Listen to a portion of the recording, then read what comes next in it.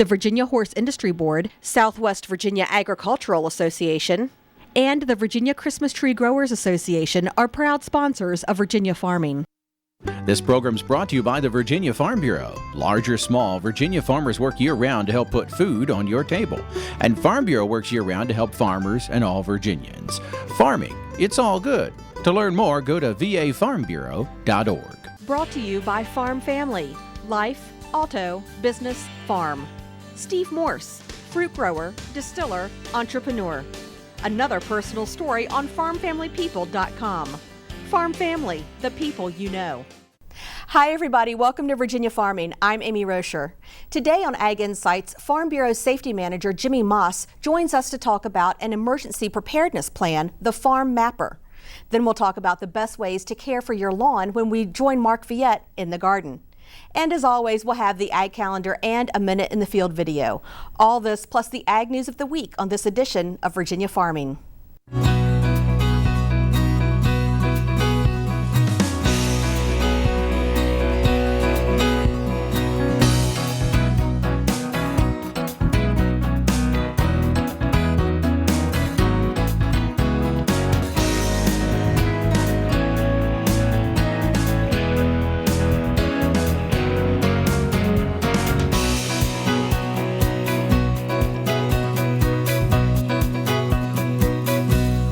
Folks at Virginia State University are working to increase the number of small farms with the 43,560 initiative, a project that illustrates ways to farm a small amount of land for a big payoff.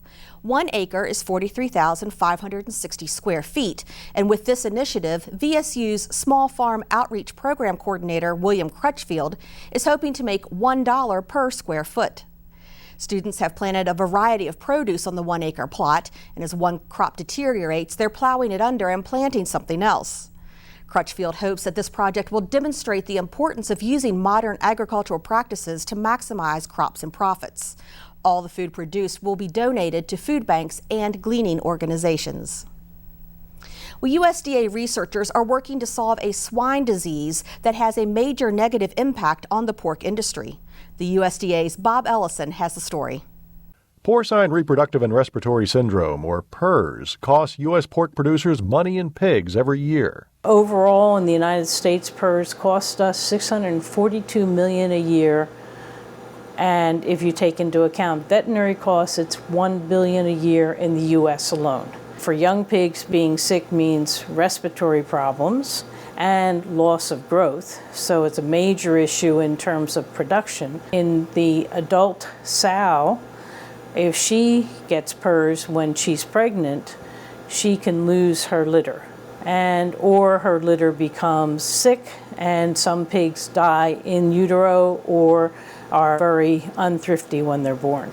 To alleviate this situation, Dr. Lunny and her colleagues in Beltsville, Maryland, just outside of Washington, D.C., have discovered a genetic marker that shows which pigs are resistant to the effects of PRRS. We've been able to show that there is a region on swine chromosome 4 that is associated with decreased viral levels and increased growth. So this is really important because it means that we can help farmers now to decrease the effect of PRRS in their herds. With this knowledge, producers and animal breeders could introduce PRRS-tolerant swine into their herds, thereby reducing the effects of the virus. They would be buying pigs that are resistant but not completely resistant to PRRS.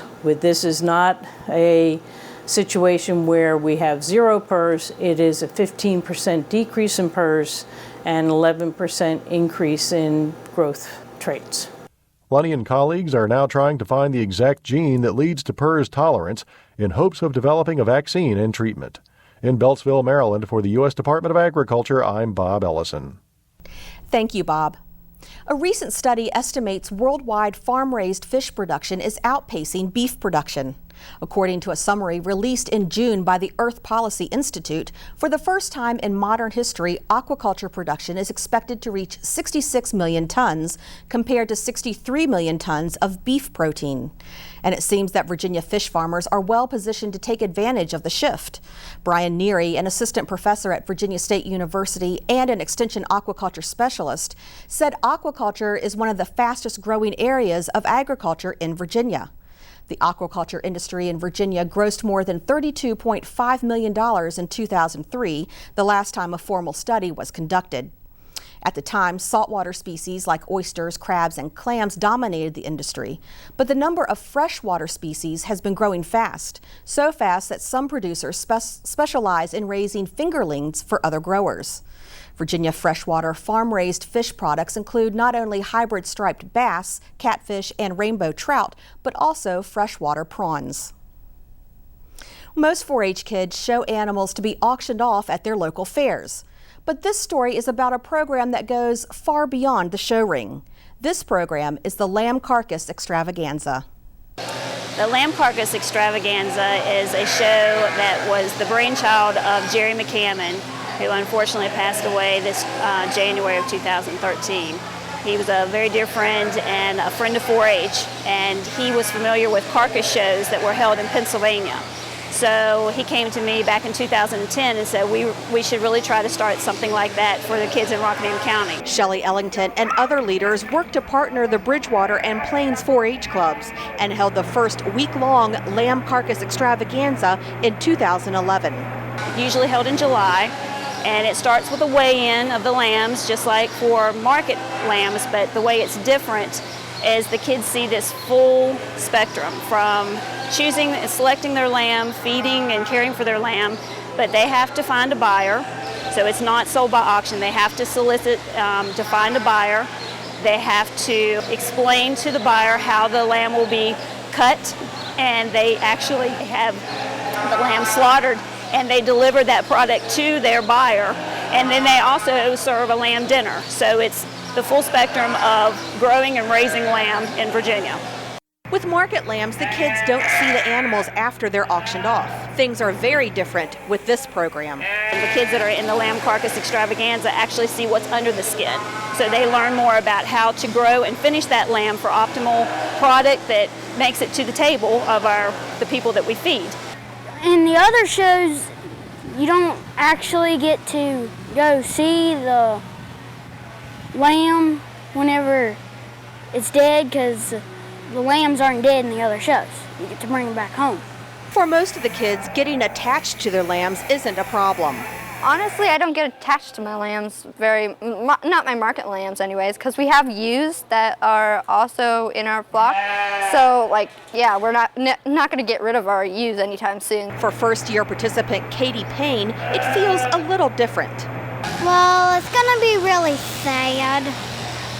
I've been raising lambs mostly all my life.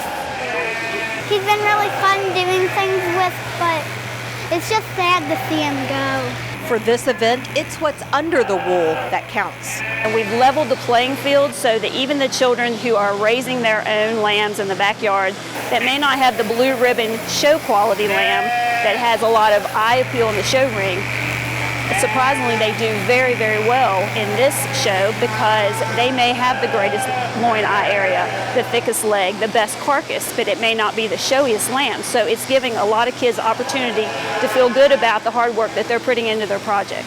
Lamb growers are hoping to make lamb as popular as beef or chicken, noting that these spring lambs have a flavor much different than the mutton you find in stores. The better you raise them, the better the meat tastes. They also get to taste lamb, which many had never ever eaten lamb before this event, and they like it. And like it, they do. What's your favorite part of the Lamb Carcass Extravaganza? Getting to eat the lamb. Eating the lamb, because it's delicious. The Farm Mapper program, mapping to assist, protect, and prepare emergency responders. That's straight ahead on Ag Insights.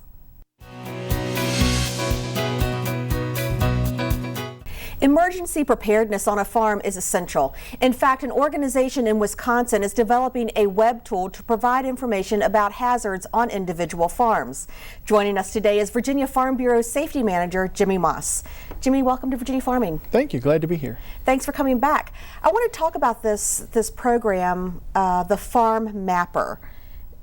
What does MAPPER stand for, and what is this program all about? The Farm Mapper program, the mapping stands for Mapping to Assist, Protect, and Prepare Emergency Responders. And what this program is, it's designed to assist the first responders when they come to a farm for an incident, and give them information that would help them do their job when they get there.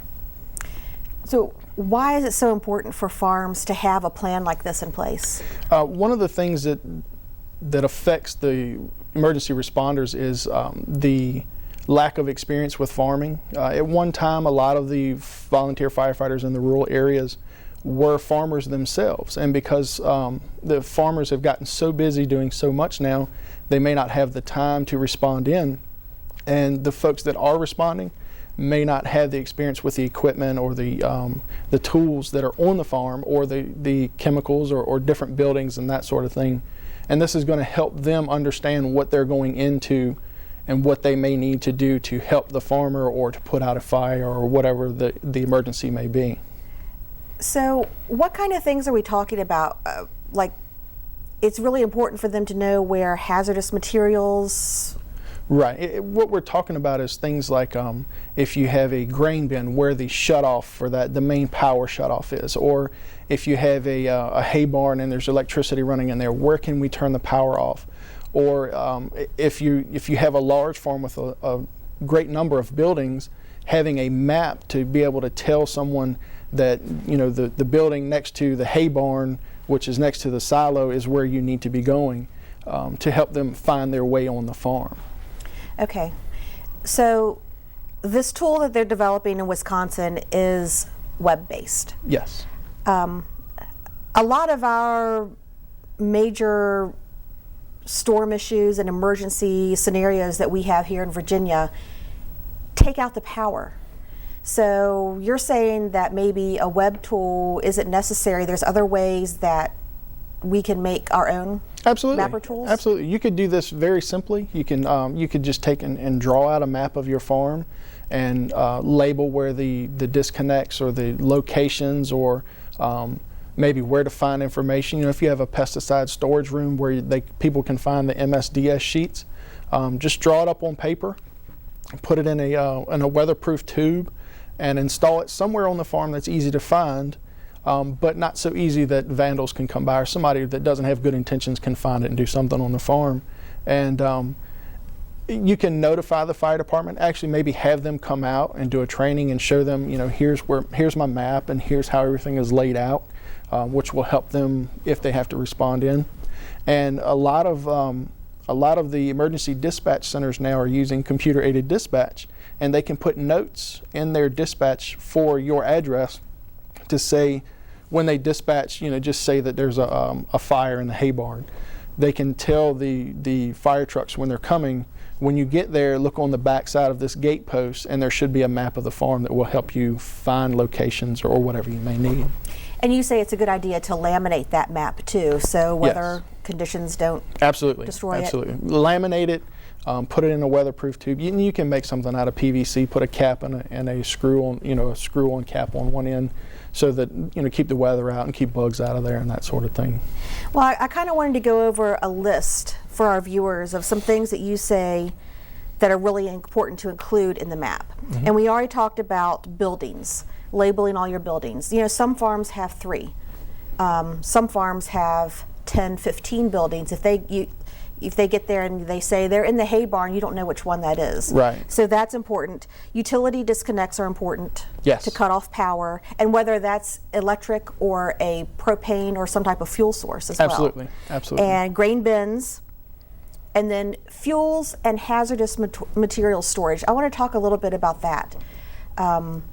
First of all, how should we be storing any type of hazardous materials? A lot of it's going to depend on what the chemical itself is. For example, fuel storage should be, there's certain restrictions or requirements, I should say, on how fuel should be stored, and it should be labeled so that you know what's in it. And there should be that NFPA diamond that indicates to the fire department and those who know what that stands for, what the different hazards are. And it's just the diamond with the red, yellow, blue, and white indicators on it. Okay. And if it's pesticide storage, they're supposed to be stored in a certain way, and you should have those material safety data sheets or MSDSs available. And where can the firefighters or the emergency responders find those MSDSs? And that's really important, because if somebody's getting ready to apply pesticides, I'll say, and maybe they get exposed to it too much and they've gotten injured, the rescue squad or whoever's responding can pull up that MSDS and know what precautions they need to take so that they don't become a victim as well. Right. And then I think the other thing that you had mentioned that was so important is keeping a list Yes. of any hazardous materials Right. that you have on the farm. And if that is in with your mapper Yes. map, or however you decide to create this, Right. and keeping it updated. Yes, absolutely. It's very, very important to keep it updated. If you change anything, if you add things or take things away, you need to update your maps. And another interesting thing that may be helpful is some fire departments now use laptops on their fire trucks or in their rescue squads. And you may talk to them, and if they can use it, maybe you can put all of your stuff on a thumb drive. Right. And store that where you would store your maps. And they can plug that into their laptop and get the information a little faster, maybe a little easier for them to use. Mm-hmm. And I think there's different ways that you could create it. If you wanted to do it on the computer, you can always, you can find a program that will let you create a map-like Right. scenario or draw little buildings, and then maybe make a PDF of it, because that you can send out to anybody Right. very quickly, and keep it on a thumb drive if you need to give Right. it to someone else. Right. Another thing that I think about are equipment problems and issues and accidents.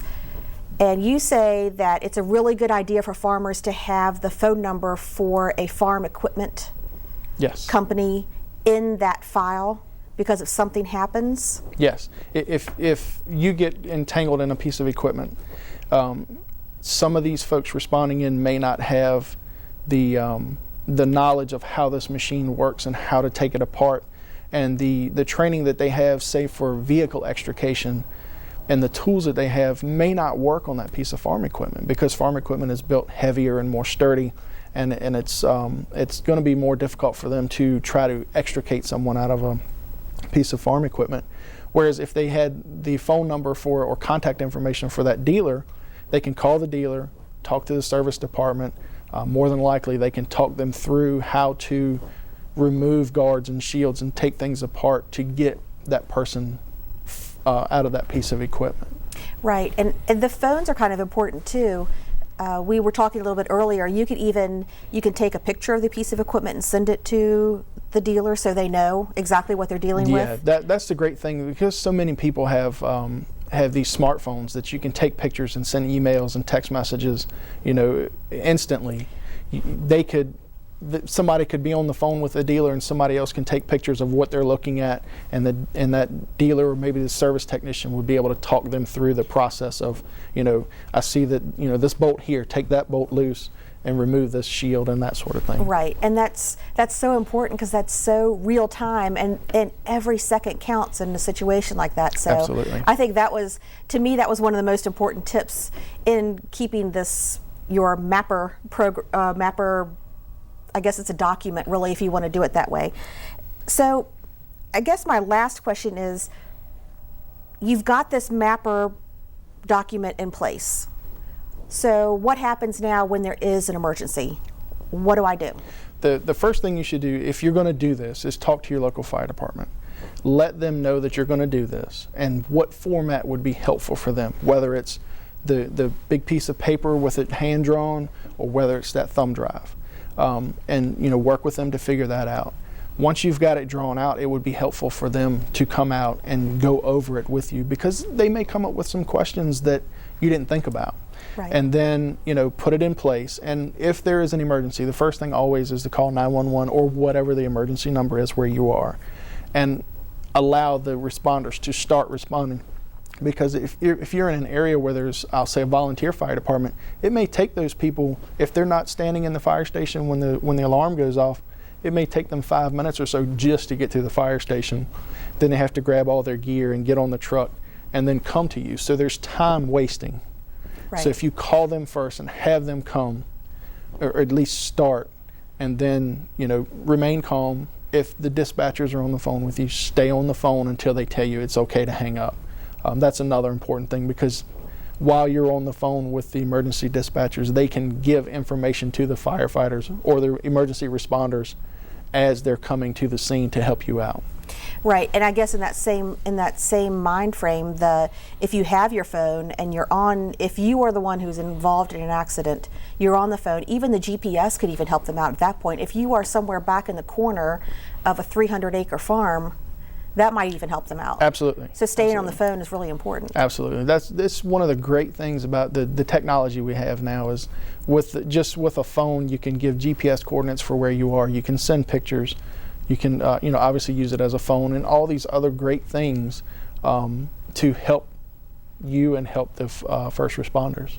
So if the fire department comes out to your farm, is it a good idea to give them a copy of this document that you've created so they can keep it on file at the firehouse? It may be. That's something that would be up to them, and that's why I say contact them and let them know what you're doing, and they would be able to tell you that yes, we'd like to have a paper copy. We can put it maybe in our map book so that when we're coming into your farm, we can look over that while we're coming down the road, so that would save us a few more minutes. Or somewhere they could access it from their phone even, Right. and have it right there in front of them. Exactly. If the cell service is available. Yes, that's the big thing. That's I guess kind of the drawback is if the cell service is available, this is all a wonderful thing.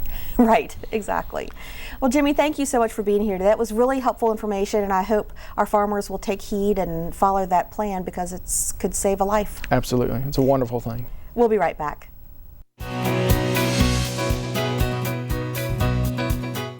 Giving your lawn a little extra TLC in the spring and fall can keep it healthy year-round. Let's join Mark Viette in the garden.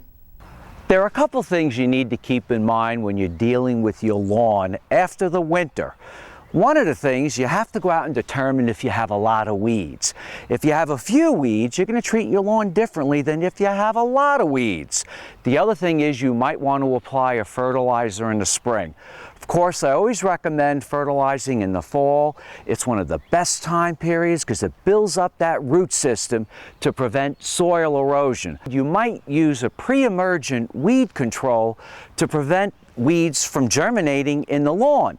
At the same time, these products, and they might say controls weeds for 6 months, 3 months, 4 months, they probably kill existing weeds in your lawn, then they prevent weeds from germinating.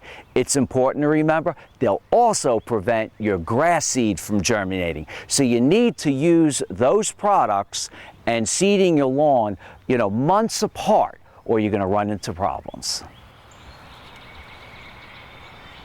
Lots of things compete with a healthy lawn. One of those is right beside me. It is a huge maple tree.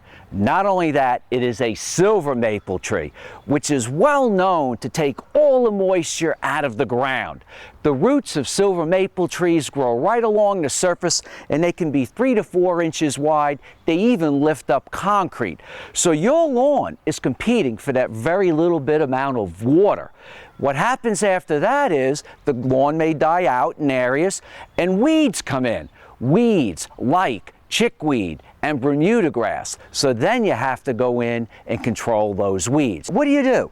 One thing you can do is come in with a little topsoil or top dress it and reseed it so this does not hit your lawnmower. The other thing that you need to really keep in mind is always try to mow your lawn at least 3, and I really recommend 4 inches tall. If you mow your lawn tall, the tall blades of grass will really choke out a lot of weeds.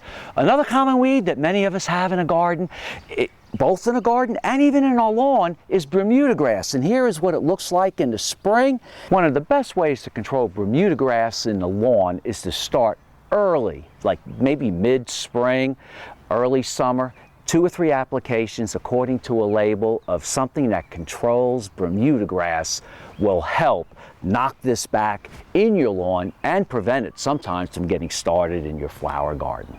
I'm Mark Viette. Join me next time in the garden. Taking a look at the ag calendar, the 5th annual Pancake Breakfast and Potato Harvest will be held August 31st through September 2nd at Great Country Farms in Bluemont. After a pancake breakfast, you can take a hayride to hunt for potato treasure and be amazed by the flavor and texture of fresh potatoes. Well, that does it for our show. Thanks for watching. Have a great week, everyone. I'm Amy Rocher for Virginia Farming.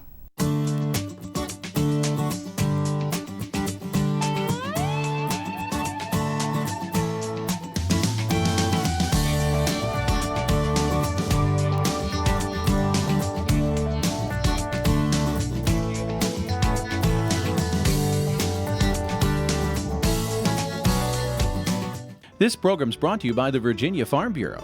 From apples to zucchini, Virginia farmers work hard to put food on your table. And Farm Bureau works year-round to help farmers and all Virginians. Farming, it's all good. To learn more, go to vafarmbureau.org. Brought to you by Farm Family. Life, auto, business, farm. Nancy Asher, stable owner, visionary, agent of change. Another personal story on farmfamilypeople.com. Farm Family, the people you know.